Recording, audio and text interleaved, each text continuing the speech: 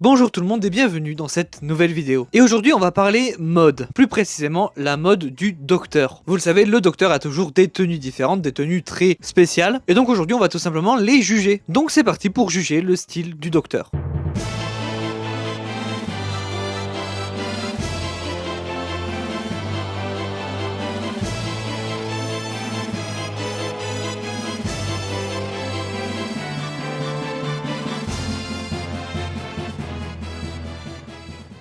Bon alors oui, vous l'avez peut-être remarqué, c'était pas du tout cette vidéo qui était censée sortir maintenant. Celle-là, elle était prévue pour un petit moment. Et normalement, en mars, je devais sortir les vidéos sur The War Between the Land and the Sea. Le problème étant que Disney Plus a mis son planning de mars et qu'il n'y a toujours pas The War Between the Land and the Sea. Donc je ne sais pas ce qu'ils font, je crois qu'ils ont complètement oublié qu'ils avaient cette série à sortir. Mais du coup, moi, mes vidéos sont prêtes et je les sortirai le mois où sortira la série sur Disney Plus. Et en attendant, je vais vous faire les vidéos que j'avais prévues pour plus tard. J'inverse en gros. Donc avant de juger les tenues des docteurs, je précise deux trois trucs. On va pas du tout juger ni les docteurs ni les acteurs. On va vraiment juger leur tenue. De plus, je parlerai de leur tenue principale. Même si on parlera aussi un petit peu des variantes, ce qu'on va vraiment juger, c'est la tenue principale. Ensuite, j'aime bien la mode, mais je suis pas du tout un spécialiste. Donc les termes et les critères que je vais utiliser pour juger les tenues, ça ne tient qu'à moi. D'ailleurs, c'est aussi mon avis et vous avez le droit de pas du tout avoir le même avis. Et d'ailleurs, n'hésitez pas à mettre votre classement en commentaire. Et deux dernières choses avant de commencer. Tout d'abord, toutes les tenues des docteurs sans exception sont iconiques et incroyables. Donc même si une tenue est en bas du classement, en vrai elle est bien. Et du coup on va faire ça sous forme de tier list, ça reste le plus simple pour classer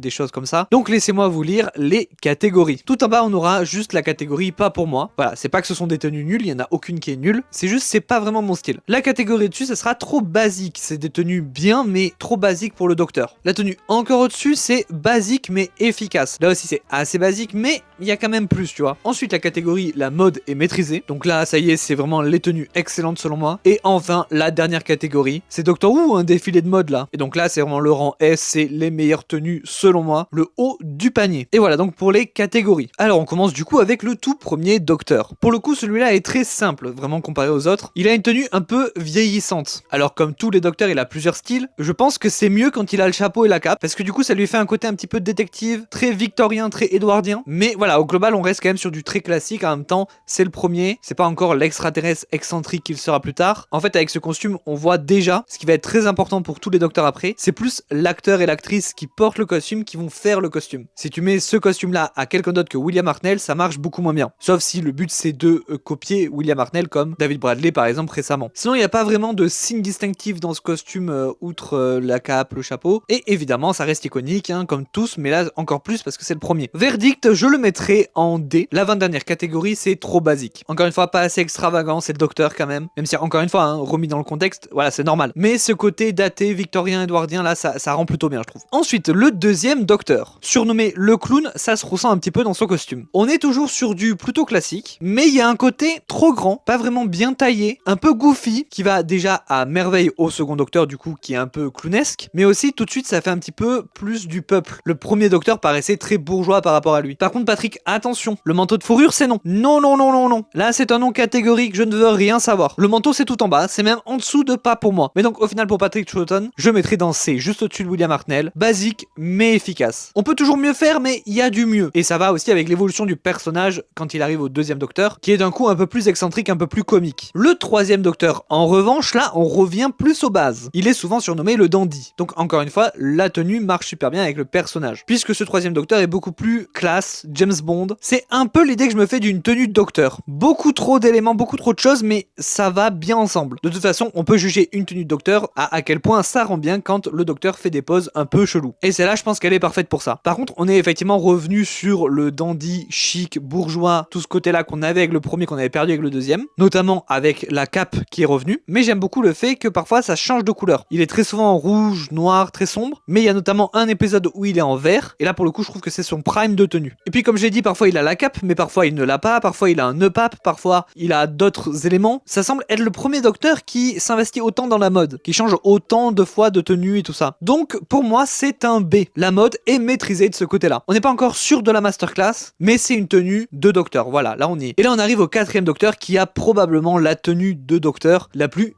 iconique de tous les temps. Et du coup là on a abandonné complètement le côté bien habillé, classe, et on va complètement dans l'extravagant, manteau trop large, écharpe trop longue, chapeau qui recouvre son visage pratiquement tout le temps, et mal mis parce que notamment trop de cheveux. Et ça, je peux comprendre. Alors la tenue change aussi, hein, on n'est pas toujours sur la même chose qu'il y a en dessous du manteau par exemple, ou carrément dans sa dernière saison, la tenue change complètement et devient rouge. C'est la même mais en mode shiny. Et là je suis beaucoup moins fan pour le coup. Par contre le chapeau Sherlock qu'il a à un moment dans un épisode lui va très bien. Le moment où il a sous son manteau cette chemise là, non ça c'est non. C'est beaucoup mieux quand il l'a pas. À noter aussi qu'il a des points d'interrogation sur son col. Et c'est la première fois que le docteur aura des points d'interrogation sur sa tenue, mais loin d'être la dernière. J'aime aussi beaucoup l'idée du matching outfit avec Romana 2 plus précisément, qui a globalement la même tenue que lui mais d'une autre couleur, avec aussi une longue écharpe et tout, et ça j'adore cette idée. Et d'ailleurs l'écharpe, parlons-en parce que c'était vraiment l'idée de génie de cette tenue, idée directement de la costumière du coup qui devait faire l'écharpe. C'est ultra connu à un point même où ça en devient une légende et on sait plus trop si c'est vrai ou faux, mais je vais quand même le redire ici. On avait donné des pelotes de laine à la costumière et on lui avait dit de faire une écharpe avec, et elle a eu l'idée de tout utiliser du coup pour faire une giga longue écharpe. C'est le truc le plus iconique du docteur ever, et en plus il s'en sert souvent dans la série pour faire tomber des ennemis, pour accrocher des choses, c'est pas juste un costume. Sachant que c'est pour l'instant le seul docteur que j'ai cosplayé. Ce sera un A pour moi, oui, parce que tout à l'heure j'ai dit que cette catégorie c'était les S, mais bon en fait les lettres on s'en fiche, hein, voilà, c'est le haut du panier. C'est Doctor Who où c'est un défilé de mode là, extravagant au max mais pas non plus trop, enfin ça reste quand même harmonieux. C'est vraiment pour moi les tenues parfaites du docteur, quand c'est quelque chose qu'on ne verrait pas forcément dans les rues, mais en même temps comme je l'ai dit ça reste harmonieux et surtout c'est iconique. Mais bon ça c'est un peu pour toutes. Passons maintenant aux années 80, même si la fin du 4e docteur c'est déjà les années 80, mais bref. Et là on arrive aussi dans les classiques que je n'ai pas encore vus puisque j'en suis encore au 4e docteur. Donc on va voir les docteurs que je connais le moins. Donc j'ai pas forcément cette attache que j'ai avec les premiers. Je vais vraiment pour le coup juger leur tenue du coup sans rien autour, même si j'ai au moins vu un épisode de chaque. Mais quand même celui-là j'ai une sorte d'attachement puisque je l'ai connu quand même quand j'étais petit, quand j'avais 10 ans, un truc comme ça, la première fois que je suis allé à Londres ever, et que j'avais acheté un sachet de faux Lego Doctor Who, et dedans j'avais eu le 5e docteur. Et du coup dans ce tout petit faux Lego, il y a pas vraiment beaucoup de détails, voilà, on reconnaît pas du tout l'acteur ni rien. Donc ce qui m'a le plus marqué c'était les couleurs. Le 5e docteur a une tenue blanche et les cheveux blancs aussi, blonds. Mais voilà, même la tenue elle est blanc.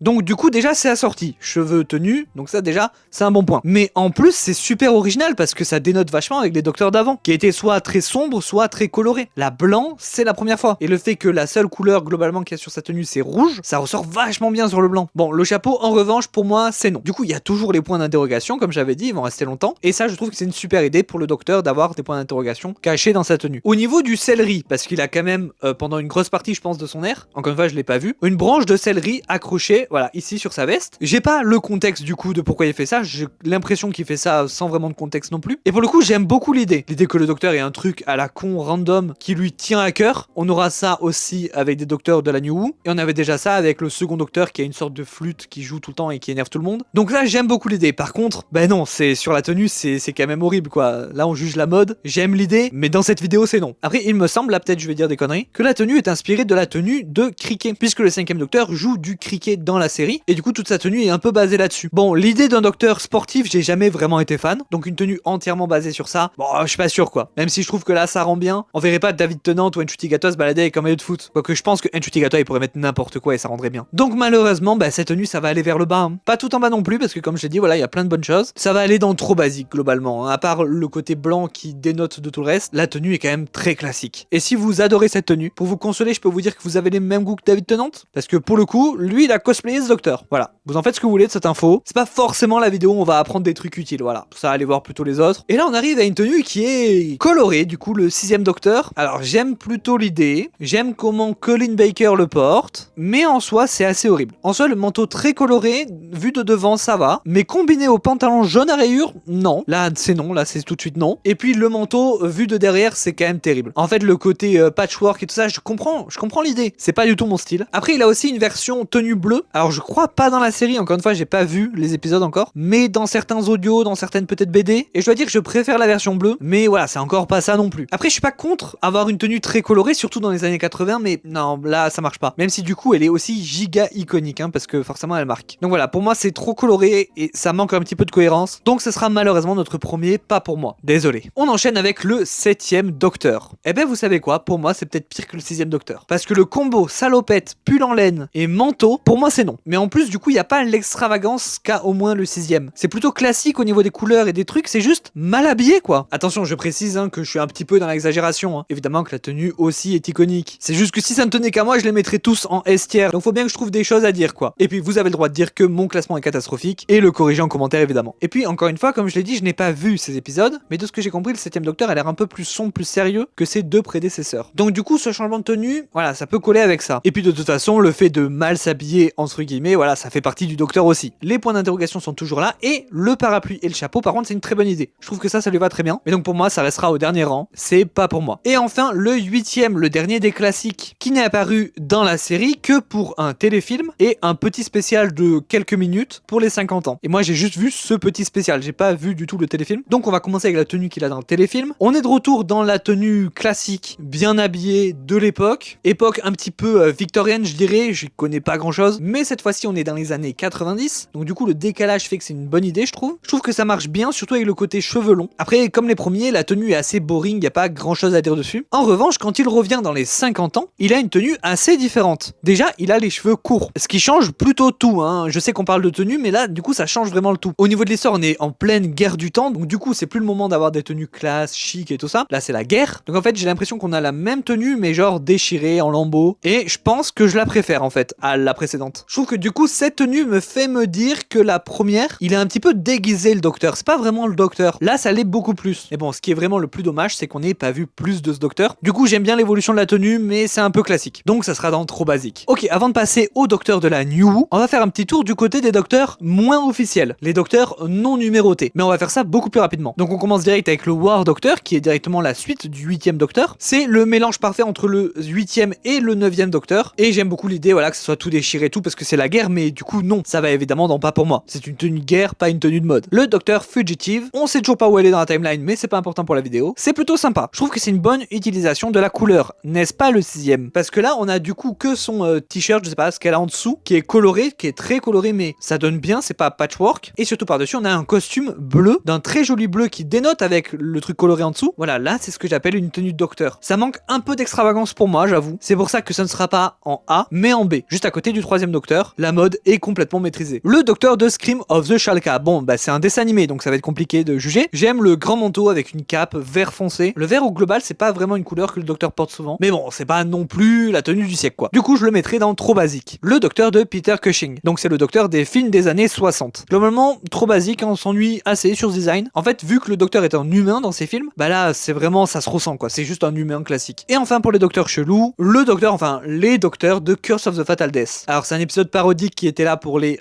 40 ans de Doctor Who. Et du coup, il y a plusieurs acteurs et actrices qui vont avoir le même costume de Docteur. Là aussi, au niveau de la couleur, c'est un peu chelou, mais c'est quand même mieux parce que je trouve que c'est moins voyant quand même. Et puis, on est dans les années 2000, donc tout est très sombre. Donc là, un petit peu de couleur, ça fait plaisir. Et surtout, comme je l'ai dit, plusieurs acteurs et actrices vont porter ce costume et ça leur va bien à chaque fois. Ce qui est une plutôt bonne performance pour le costume. Donc pour moi, ça va aller dans basique, mais efficace. Évidemment, j'ai probablement oublié des Docteurs. En fait, il y en a tellement de versions cheloues différentes, des versions non officielles, non canon et tout ça. Mais maintenant, il est temps de parler des Docteurs de la New Who. Et vu qu'on arrive dans la New Who, c'est des Docteurs que je connais beaucoup plus. Et j'adore vraiment tous ces Docteurs. Donc ça va être de plus en plus compliqué d'être subjectif. Surtout qu'on commence directement par mon préféré, le 9ème Docteur. Et même si c'est mon préféré, bon bah sa tenue, c'est années 2000, c'est sombre, en fait c'est tout noir sauf le t-shirt qui est violet foncé, c'est une veste en cuir, c'est Matrix finalement. Donc ça va bien avec son époque, c'est très années 2000. Et pour le coup, ça va très bien avec son Docteur, ça je juge pas à ce niveau-là. J'aurais tendance à dire c'est trop simple, trop humain, trop dark. Donc pour moi malheureusement ce sera un trop basique. Bon, on enchaîne avec le 10ème Docteur qui est le plus iconique après Tom Baker. Et ben tel Tom Baker, je trouve que c'est exceptionnel. À vrai dire, quand j'ai commencé à avoir l'idée de cette vidéo, je pensais pas qu'il allait aller si haut. Mais en fait en revoyant sa tenue, bah oui, je ne peux le nier. Déjà son long manteau, le flow, l'aura de ce long manteau. La chemise cravate en dessous qui est simple mais du coup efficace de par ce long manteau, mais qui permet une fois le long manteau enlevé d'avoir toujours la classe. Et évidemment les Converse. Le 10ème Docteur à lui seul a refait les ventes de Converse, je pense, à cette époque-là. C'est clairement la tenue parfaite du Docteur nouvelle génération. C'est iconique, indissociable. En fait, ça lui donne un peu une vibe détective ou même personnage stylé en fait d'une série du début des années 2000. Il est cool en fait le 10ème Docteur, il est cool, c'est ça l'adjectif. Par contre, sa tenue bleue qu'il a beaucoup,